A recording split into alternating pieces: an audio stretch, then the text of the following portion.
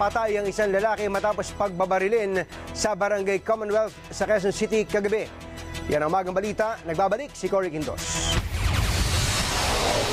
Tadtad ng tama ng bala ang katawan ni Reden Parcia alias Onyok, isang construction worker matapos itong pagbabarilin sa Acapulco Street, Barangay Commonwealth kagabi.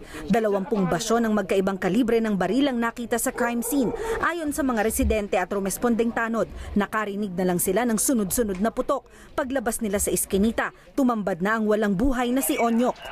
Niradyo na lang po sa amin ng kasama po namin volunteer na BPSO na may binaril nga po. Kaya po rumisponde po kami. Wala kaming kaalam-alam kung basta nakarinig na lang sunod-sunod na po. Kwento ng nanay ng biktima, galing daw ito sa birthday party kagabi bago mangyari ang insidente. Mabait at wala naman daw nakakaaway si Onyok, pero lagi raw itong nakikipag-inuman sa mga barkada. Sino man yung gumawa yan, sana makonsensya kayo. Mabait anak ko, bakit ginanyan nyo? Iniimbestigahan naman ngayon ng pulisya ang dahilan ng pamamaril. Cory Quintos, ABS-CBN News.